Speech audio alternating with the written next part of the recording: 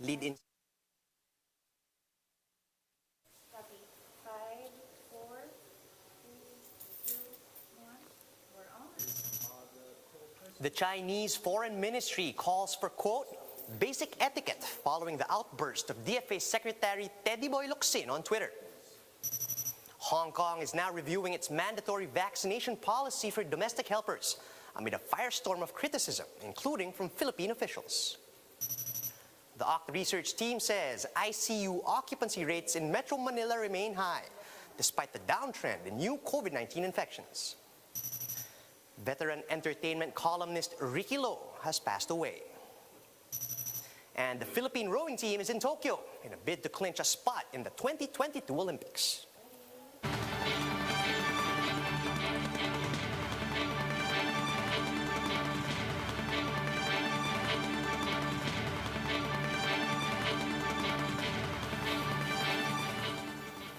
Fast, focused, and fearless. Here's everything you need to know as you jumpstart your day. I'm Charles Lejano. Foreign Affairs Secretary Teddy Boy Locsin admitted to having a, quote, an outburst of temper against China, but vows that it will never happen again. Without mentioning names, the Chinese Foreign Ministry called on Philippine officials to comply with basic etiquette when making public remarks. The agency said microphone diplomacy, or the practice of hashing things out publicly or through mass media, is not the way to go when it comes to diplomacy. Through a series of tweets, Locsin responded, and he said he will mind basic manners despite constant provocations from China. And he says he was not trying to engage in microphone diplomacy when he sent out an expletive-laced tweet calling on China to get out of the West Philippine Sea. He said it was an outburst of temper which will not happen again. Still, the DFA chief says he will not back down from insisting that the entire West Philippine Sea and Scarborough Shoal belong to the Philippines by absolute right and legal victory. Locsin reiterates that every drop and every feature within the country's exclusive economic zone is ours and will never be China's. The Hong Kong government is suspending its mandatory vaccination policy for foreign domestic workers. This comes after facing a wave of criticism in the Asian financial hub. Hong Kong Chief Executive Carrie Lam said she has requested their Labor Bureau to review the justification and feasibility of the policy. She's also inviting consulates of concerned countries into the discussion with experts regarding this concern. However, mandatory testing for all foreign domestic workers will still continue as planned. For his part, Foreign Affairs Secretary Teddy Boy Locsin Jr. thanked Lam and the Philippine consul in Hong Kong for their quick response on the matter.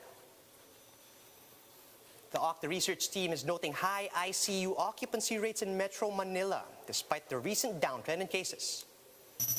Research fellow Professor Guido David says more ICU beds are getting occupied, even as hospitals have increased their capacity for intensive care. David also said they're now looking at the spread of COVID variants as the possible reason why ICU occupancy rates remain high, even though the COVID situation is generally improving. Right now, we have 850 ICU beds occupied, and that's actually the highest it's ever been. We're actually looking at the data, to determine why the ICU admissions have not subsided yet, even though the number of cases has started to drop. President Duterte's allies are scrambling to defend his inoculation using China's Sinopharm vaccine. This as the Food and Drug Administration admits they did not even know that the vaccine brand had already entered the country. Maricel Halili tells us more. More than 2 months since the vaccine rollout in the country began, President Duterte finally got his first COVID-19 shot. I feel good, and I have been expecting this shot vaccination a long time ago. It was took a doctor, a private doctor, a long time to make the assessment. And she has chosen Sinopharm. But the use of Sinopharm caught the Food and Drug Administration by surprise. They were not even aware that the jab has entered the country. Officially, wala pa akong report kasi na natatanggap sa PSG. No?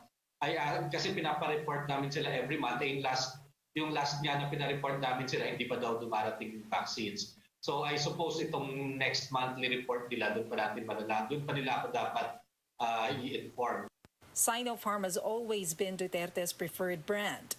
But Sinopharm to this day has yet to file for emergency use authorization or EUA from the local FDA. What it has is a compassionate special permit for 10,000 doses for the Chief Executive Security Detail. Ang nangingi sa amin ng CSP is the director of the PSG Hospital, the head of the PSG Hospital. So para maprotektahan yung kalusugan ng Pangulo, sila yung magbibigay ng bakuna kung kailangan. Of course, primarily, it was given for the PSG members na close contact security presidente. Kung nag-decide sila na ibigay ito dun sa ibang malapit kay presidente, they will have to report to us. For the president's men, the Sinopharm job used was neither unauthorized nor smuggled. Ito ay pinahintulutan gamitin by virtue of the compassionate special permit. Kasama po yan doon sa batch na ginamit sa PSG. It was administered by the PSG hospital at yung supply naman po ay nanggaling nga doon sa additional 1,000 donation ng Chinese government to the Philippine government. Ito yung ginagamit ng mga leaders sa China at saka ito yung tinatawag natin, kaya nakita natin mahal yan. At yan din po ang ginamit po ng mga leaders dito sa area ng Middle East.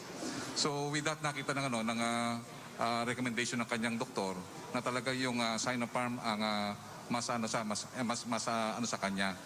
But the president's inoculation came as a surprise to Dr. Lulu Bravo of National Adverse Events Following Immunization Committee. To look at the positive side, baka may natira pang isa, ayaw niyang masayang yung isa, malapit nang mag-expire, ginamit niya.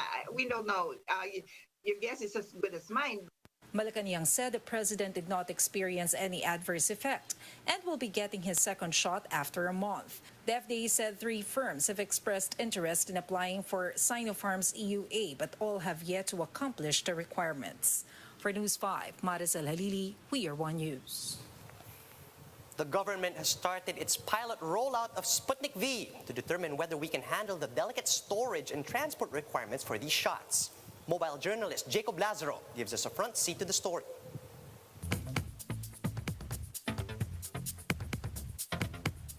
Juni is breathing a sigh of relief. He was second in line to receive Russia's Sputnik V vaccine. Para sa frontliner, malaking bagay ito kasi nagkakaroon tayo ng option na pagpipilian kung anong vaccine ang gusto natin. Depende sa pag-unawa natin, depende sa pagkakaintindi natin.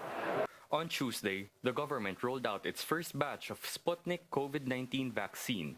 15,000 doses arrived in the Philippines to be distributed equally among the cities of Manila, Taguig, Parañaque, Makati, and Muntinlupa. Sputnik's maker, Gamaleya Institute of Russia, claims it has an efficacy rate of 91.6%. The vaccine needs ultra-cold storage, up to -18 degrees Celsius, compared to AstraZeneca and Coronavac's 4 to 8 degrees Celsius. So this is part of the first batch of the 15,000 Sputnik vaccines, which needs extreme care in handling. After it's been taken out of the box, it's still frozen, so it will need to thaw for a couple of seconds, and it will need to be administered within 3 to 5 minutes, or it will go to waste. Rollout in Parañaque was done in Ayala Mall, Manila Bay. The beneficiaries, healthcare workers, seniors, and persons with comorbidities. This pilot rollout is meant to be a test on how well the Philippines can manage a delicate vaccine. Secretary Carlito Galvez Jr. says an evaluation will be done to make sure they have the adequate facilities. Pagka nakita natin na kaya-kaya lang i-handle, pwede natin silang uling buhusan ng mga tinatawag natin ng mga doses, including yung Cebu, yung Davao, and even yung sa Region 4A and Region 3. The government aims to achieve herd immunity by November. That means vaccinating at least 70% of the population. 2 million of Sinovac doses are expected to arrive this month, and 1 to 2 million Sputnik V doses by the 2nd or 3rd week. The government is also hoping for the arrival of Pfizer and Moderna within the month. While our vaccine brands and supplies are slowly increasing, only 1% of the population have been vaccinated. Darating din yan, huwag mainip. Nandyan lang yan. I'm Jacob Lazaro and We Are One News.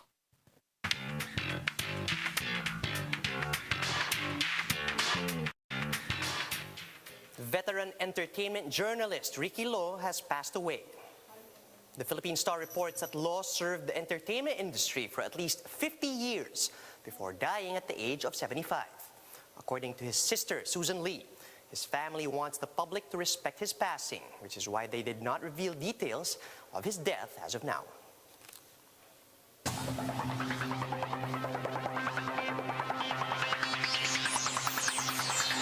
On now to sports. After taking home 3 gold medals at the 2019 SEA Games, the Philippine rowing team is now training its sights on ending its Olympic dry spell by taking a shot at the Tokyo Olympics.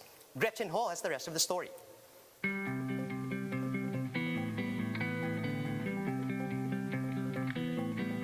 Touchdown Japan. The Philippine rowing team is now in Tokyo as they seek to clinch a spot in the Tokyo Olympics. They're competing at the 2021 World Rowing Asian and Oceanic Olympics qualification regatta.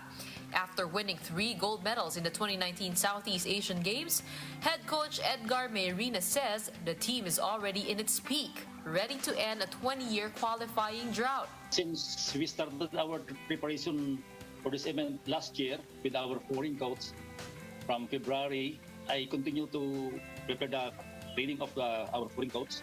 Meron mang naiwan na training program. Handang-handa na po sila dahil sa tagal ng paghahanda ng training since last year. The pandemic has put a stop to their international exposure, their last competition being in 2019. But optimism still runs high for the team. The tandem of Melka Jen Caballero and Joni Delgaco looks to secure a spot in the women's double sculls category, while the duo of Roque Abala and Zuriel Sumintak is gunning for a top 3 finish to qualify for men's double sculls. Gigil po talaga kami na ma-qualify po kasi nga matagal na po bago may na-qualify po dito sa team. Wala rin po kasing imposible mo kung bibigay mo po lahat eh. Also eager for an Olympic spot is Chris Nevares for the men's single sculls category. Banking on his gold medal finish last SEA Games, Chris aims to finish in the top 5 to clinch an Olympic spot. Yun po yung nagpapataas sa akin ng moral na kaya kong makipagsabayan sa mga mas matataas na country po. Some had to double up on their training to catch up, like enlisted military personnel Roque and Melka Jen, who served as frontliners last year. Bali na-dispatch po ako ng Marikina para sa distribution and checkpoint. Lang po sa Taguig. As the national rowers look to achieve their Olympic dreams, the MVP Sports Foundation has been consistently doing their part to help out. Maraming salamat sa MVPSF sa napili nyo kami na isang sport bilang masuportahan itong paghahanda namin sa qualifying. The Olympics qualification regatta will take place tomorrow until May 7. Gretchen Ho, we are One News.